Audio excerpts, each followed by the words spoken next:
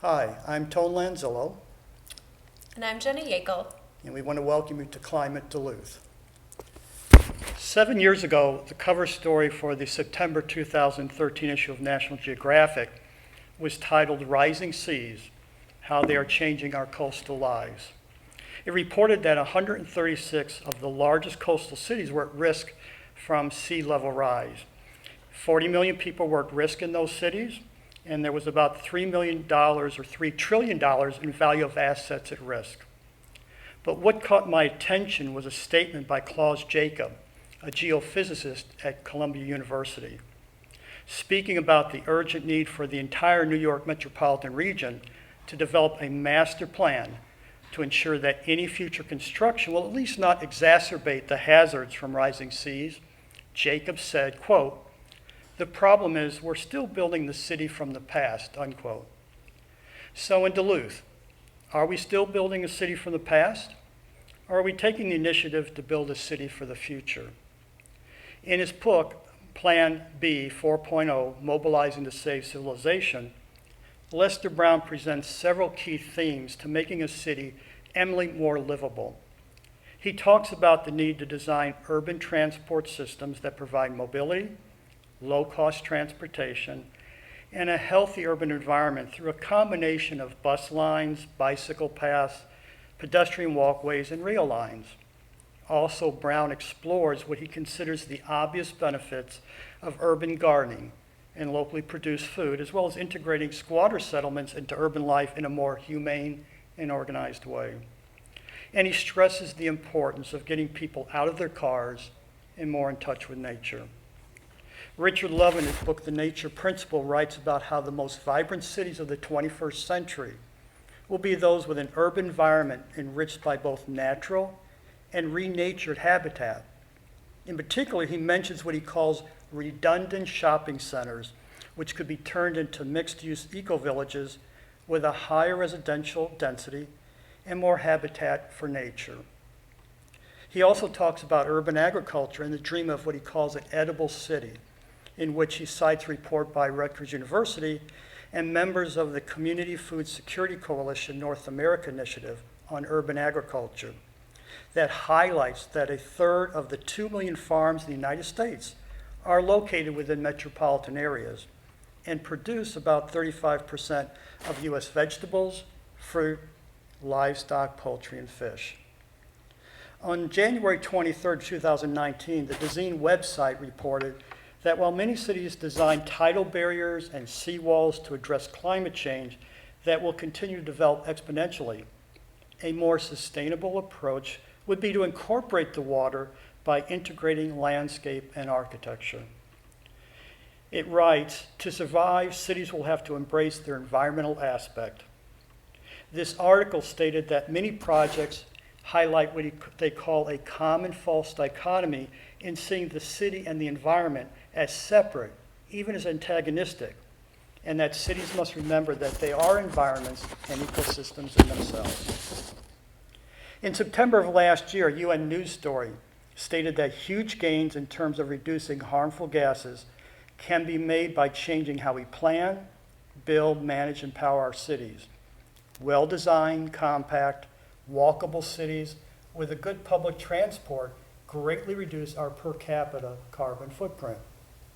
The story also reported that cities should not be planned around cars, but people, and should invest in zero-carbon public transportation, footpaths, and protected bike lanes.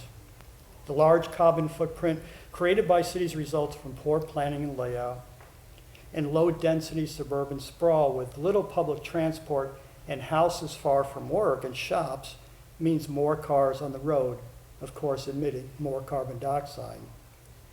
The story promoted what they call climate adaptation and argued that cities adjusting to actual or expected future climates is a sound investment. So, as cities plan to address climate change, it's imperative that we ask ourselves, for Duluth, are we building a city for the past or for the future? If we keep spending money on building and maintaining roads and parking lots for cars and not invest the same time and energy into a walkable city with protected bike lanes and zero carbon public transportation, then we're probably building a city from the past. If we don't integrate Lake Superior into the landscape and architecture of Duluth, then we're building a city from the past. And if we market the city to large out-of-town grocery stores and not help create a local food economy, we are also building a city from the past. So, if we want a city for the future, then Duluth must embrace its environmental aspect. We must create an urban environment that is enriched by both a natural and renatured habitat. We must explore and endorse climate adaptation plans and policies. And we must develop an integrated transport system that prioritizes walking and biking. We must build a local economy with a local and low carbon footprint. Yeah, Jenna. Thanks, Joan. You're welcome. That gives a lot. Just want to pause and think about that. That's quite vast.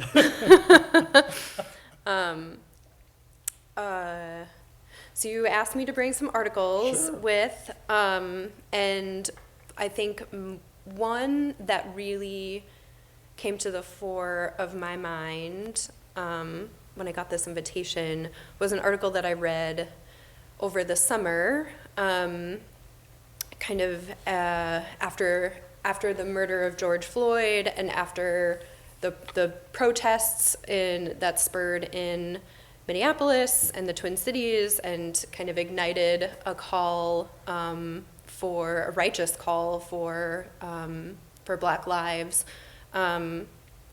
This article, How to Bring About Catastrophic Success in the Face of Climate Change, by Brianna Drexler in Yes Magazine, really illuminated what the uprisings are about, what our demands for changing how our social systems are designed, and that our environmental crisis, our climate crisis, is really the result of all of these, social structures, white supremacy, racism, capitalism, kind of all of those big systems that we're all kind of working under. And even just like the line right under this article, by decolonizing the atmosphere and making climate reparations, like we're talking about healing, Okay. and changing our relationship with one another, decolonizing. And so I'll just read a few paragraphs Sure. of this article that really stuck out to me. With the dire predictions of humanity's prospects in the face of a changing climate, it is no wonder most coverage of the climate crisis is depressing, but it doesn't have to be. There is still a small closing window of possibility in which society can come together to create radical change that begets a better future. I picked this because Eric Holthaus is the interviewee of this article, a meteorologist and climate journalist who lives in the Twin Cities. Right. Talks about how 2020, all of these compounding crises are really exposing the wounds of people, and exposes the people who are inflicting those wounds on the planet, and what the hopes are of the people in helping that heal. He says that climate change is a product of a system of white supremacy and colonization over the past 500 years. A certain group of people felt that it was justified to exploit people and land, and that's the simplest explanation of climate change. And he goes on to say that there needs to be a picture of what we're fighting for, Okay. and not exactly, and not just what we're fighting against. When viewed with such clarity, the problem of climate change no longer feels like a scientific inevitability. In fact, Holthaus, our climate scientist, doesn't view this as an environmental issue at all. He sees climate change as an issue of justice, and as such, climate change presents an opportunity and a social imperative to remake society and the systems that support it. And, you know, he talks about his background and says that the weather is political. I love that. And he writes that climate change is an interconnected way to explain everything wrong with our society, and that the status quo is comfortable for a reason. And the fact that we keep talking about the climate crisis in such a, you know, this is an environmental issue, not just this is a reality that people, a small percentage of people in power with influence, have created, and we have the opportunity to recreate something. That he doesn't see responding to climate change as a matter of sacrifice, because that misses the work of listening to and learning from one another, of building relationships and sharing a vision of a new world. And that's quite a quite different narrative to me than the like doom and gloom narrative that we hear, and the statistics and the numbers, and then we think science will save us when it's really us. Right. Like, we get to make that decision. And he kind of ends the conversation with a quote that I just adore. Care work and conversations are the tools to enable a society to change course. He says we need to rid ourselves of the word efficient. And he talks about this in like renewable energy. You know, people have been working on renewable energy since forever. Like Right. the 60s and 70s, like people who were clean energy engineers are still saying like the same things that they were in the 60s and 70s. Okay. But within a capitalist system, renewable energy companies have to strive to be the lowest cost and the most efficient, but to what end? If the goal of renewable energy is not to make money, but to just provide electricity so that people can improve their lives, he says we're adding an unnecessary middle step. Who cares if the total energy produced is a few percent less if you have the networked grid of rooftop solar with batteries in a way that is resilient to extreme weather and is shared. So if we are willing to build out, you know, renewable energy to strengthen communities and actually benefit residents with jobs, and provide, you know, energy efficiency, then communities really should have the power to make those decisions for themselves and should be the ones benefiting. So I love that he says care work and conversations is the best course, the best technology for decarbonization is social movements. So that really stuck out to me. Yeah, being a member of the Loaves and Fishes community here in Duluth, and the fact that we work on various justice fronts, I really appreciate you sharing that piece. Yeah. Thank you. Very reaffirming. On September 30th, the Pew Charitable Trust published an article entitled Rising Waters Threaten the Great Lakes Communities. The article reported that Duluth has seen a $26 million in damage due to storms on Lake Superior, which have been striking the city's 8-mile lake walk and the water treatment plant. Duluth Mayor Emily Larson talked about the difficulty of providing all of the city's essential services and at the same time addressing the costly undertaking of dealing with climate change. Quote, so many communities are stuck band-aiding and doing their best because no one has set the table to talk about it honestly, unquote, stated Larson. Well, our mayor's right. It is a struggle to find the necessary funds to fulfill all of the city's services and also figure out how to finance any climate change initiatives. Having worked with 2 city governments in the past myself in Louisville and Raleigh, I know that it can be challenging for many cities to successfully budget for basic services and still be able to deal with a major crisis. And you know what? The mayor is also right about setting the table for an honest discussion about climate change. In fact, I think Duluth needs to have that talk soon. The problem is that city government and many local governments haven't set a table, and therefore the greater community can't really be invited to sit at any table for an honest conversation.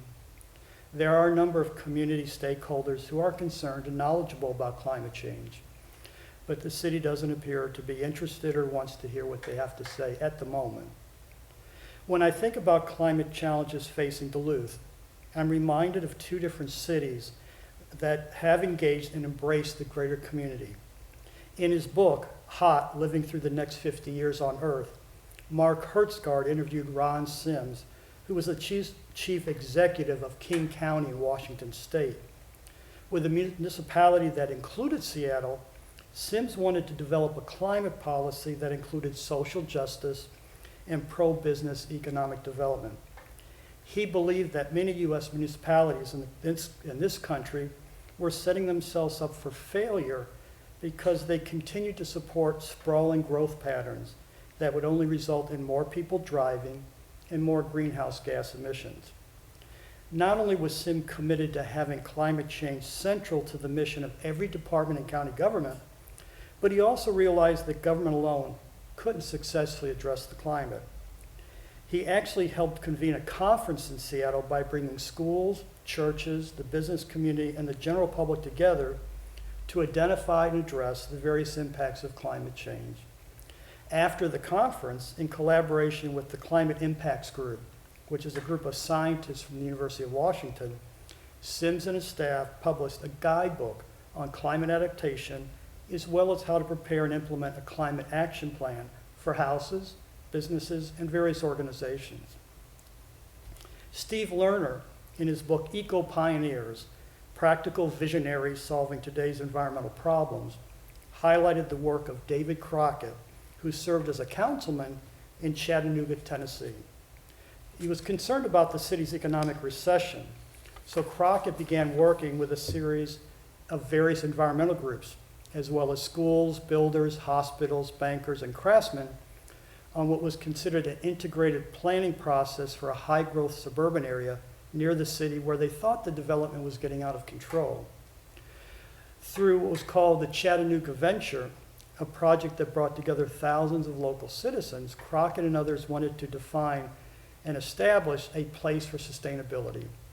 From working with Chattanooga State College to establish an environmental science and technology program, to training local students to fill various environmental technology positions in Chattanooga, to rebuilding the sidewalks with beveled paving bricks that would allow rainwater to be absorbed in the ground, and planting trees along the streets and around surface parking lots to provide shade, clean the air, and moderate temperatures.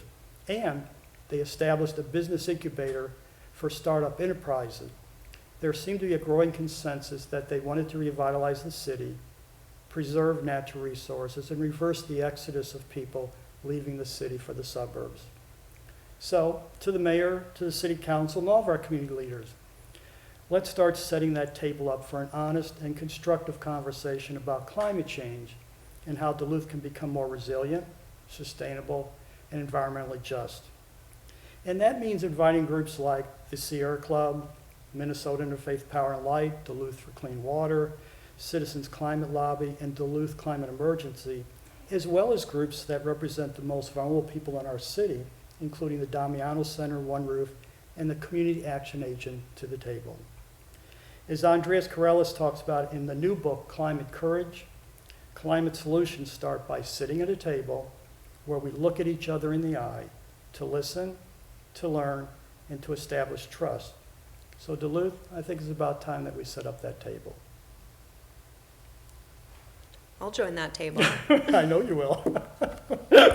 But better yet, I will get people to that table. I have no doubt. That's such an important, both of our last pieces touched on the importance of building trust and building relationships and building bridges where we're finding common ground and we're building community. And I think that piece that you just shared really highlights the significance of what community-based climate action plans can look like, and how that means and what it feels to be like working with your neighbors to actually put something together that we can like see and touch and feel. Right. Because it needs to be real. Right. Yeah. It does. You're Thank right. you. You're welcome. Well, my next article is like policy wonky, Okay. and not quite hyper local, which is where my heart and my brain live. Right. But I think because of the elections and kind of talking about where the science is at, it's important to bring up policy. And there was a recent study done by Rewiring America that found, this is kind of like an economic analysis, as much as $321 billion could be saved with a complete transition to clean energy sources. Wow. So this is talking about like completely electrifying our American electric grid, or our energy grid. An aggressive push towards 100% renewable energy could save us so many dollars, Mm-hmm. but while also slashing planet heating emissions. And of course, Joe Biden, our Democratic presidential nominee, this is part of his policy platform. He's vowed to eliminate greenhouse gases from the U.S. power grid within 15 years of the election, and essentially zeroing out emissions by 2050, Okay. which is huge. And I don't know if folks quite get that, like, not only is this like possible, like we have the tools, we clearly have the resources, now there's political will, like, oh, that's what we've been asking for this whole time, is we Right. just need the political will to move these things forward. Not only is this plan possible, but it's like, it's our best option for not only physically rewiring our grid, but also making sure that our vulnerable communities, low-income communities, are communities who have been left out by design of the like construction of our energy grid for, hundreds of years, that this is a real opportunity for us to, again, back to my first article, to repair the damage done and to be rebuilding in ways that put communities first, that put Black communities first, Indigenous communities first, Okay. people of color, low-income folks, that this is a real opportunity, and real energy can be a really exciting vehicle for that social change. Mhm. The article reads, if we electrify everything, the savings are more than enough to return money to households. And that's huge. Too often we're told that doing the right thing for the environment requires sacrifice and it costs more, but no one's talking about the positives. No one's talking about the upsides. We can actually make a better economy and save people money, Mhm. and the byproduct, the result of all of that is cutting emissions from our buildings, from our transportation, Yes. from our houses. So it's very exciting. That's from The Guardian. The Guardian, This okay. week. Great Yep. resource. Yeah. Yeah. That's a great resource, yeah. Okay, thanks. My third piece actually was a column I wrote for a local publication called The Reader. I won't read it all, but just some of the highlights. The piece was entitled Duluth, Welcome to the New Earth. On September 16th of this year, there was a front page article in New York Times entitled Emergency from Climate Change on Two Coasts. It reported that Hurricane Sally had slowed down over the Gulf of Mexico. This event represented what they called a climate change reality, where many hurricanes are becoming wetter, slower, and more dangerous. Also reported about the wildfires along the West Coast that had incinerated millions of acres and had sent foul air into the atmosphere as far away as Washington, D.C. The scorching summer led to dry conditions that turned this year's wildfires into the worst that's ever been recorded. 3 days earlier, the Chicago Sun-Times editorial board presented a column in which they wrote, quote, "We need to step up now and do everything we can to break these cataclysmic feedback loops," unquote. Highlighting the California wildfires as well as Chicago's derecho, the editorial board stressed how these climate changes are coming on faster and stronger than many scientists had predicted or expected. Besides the hotter weather in the West that was drying out the soil, the Midwest was experiencing a derecho that contributed to Chicago losing thousands of trees. The loss of trees would create more heat islands, more flooding, and poor air quality. In fact, in August, the National Oceanic and Atmospheric Administration reported that the U.S. was hit by 4 different billion-dollar disasters. There were the wildfires, there was the derecho, and there was 2 hurricanes.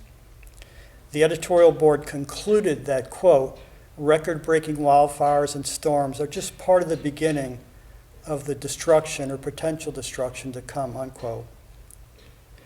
It took me back to 2010. There was a book entitled Earth, Making a Life on a Tough Planet by Bill McGibbon. He wrote that we can't live on the new Earth as if it was the old Earth because we foreclosed on that option. He cited that 111 hurricanes had formed in the tropical Atlantic between 1995 and 2008, which was a rise of about 75% over the previous 13 years. He talked about the temperatures in the Antarctic Peninsula that were rising faster than anywhere else on the Earth, that the sea was already 30% more acidic than it would have been because of emissions, and that by the end of 2018, hydrologists in the U.S. were predicting that drought across the American Southwest would probably become a permanent condition. He stated, "We're not, in other words, going to get back the planet we used to have, the one on which our civilization depended." For myself, it's quite clear that the Earth that I've grown up with over the past 65 years has changed dramatically. In her appendix to her book, The Story of More by Hope Janre, she states that globally since 1969, 1 trillion tons of carbon dioxide have been released into the atmosphere from the burning of fossil fuels, and that the average global surface temperatures have increased by 1 degree Fahrenheit. Closer to home, it was in the spring of 2018 that I found, several of us found a report entitled Vulnerable Populations and Climate Adaptation Framework, which had been presented to Duluth City government. It was funded by an environmental assistance grant by the Minnesota Pollution Control Agency, and the report's opening statement was, climate change is a global phenomenon that creates local impacts. And according to that report, there were populations of particular vulnerability, which includes children under 5, older adults, individuals with disabilities, individuals in economic stress, and individuals employed in climate vulnerability jobs. Actually, I would encourage any of you out there to Google it and read that report when you have a chance. You know what, in the time we have left, tell me what's going on. What are you working on these days, Jenna? With Sierra Club What and aren't other we groups? working on these days? Yeah, thank you so much for asking.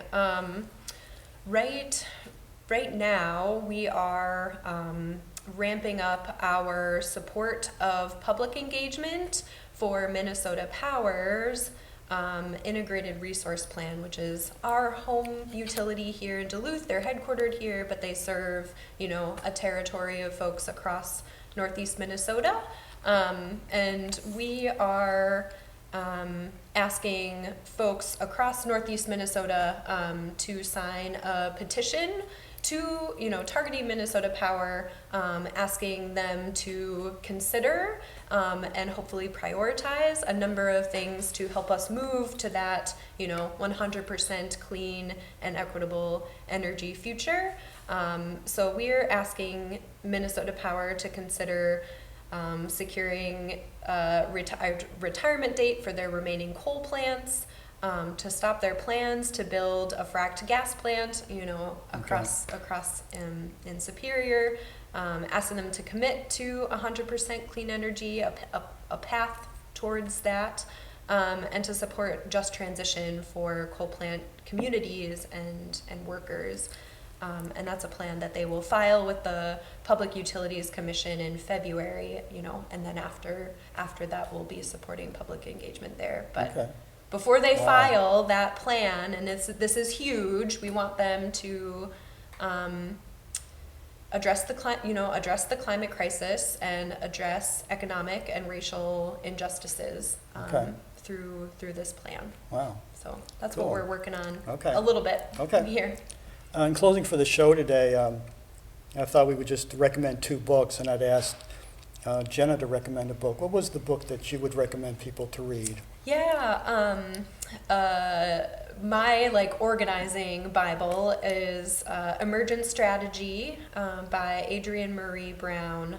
It's a toolkit of practices, stories, poems, resources, all grounded in organizing for social justice. And I think that it really lends itself as a blueprint for climate justice activists such as myself and the folks that I work with. Great. And what about you? Well, I have to say, a few of us have read that book in our community several times. It's very empowering. And for myself, just came out this year, it's The Future We Choose. The authors were part of the UN negotiations for the Paris Agreement. And what I like about it is it presents what's really going on, but they also talk about 3 mindsets you can develop and 10 actions you can take in your home and your community to address climate change. So it ends on a very positive note. I want to thank Jenna for being first co-host in a new series of Climate-Duluth, and look forward to seeing you again in the new future. Take care. Thank you.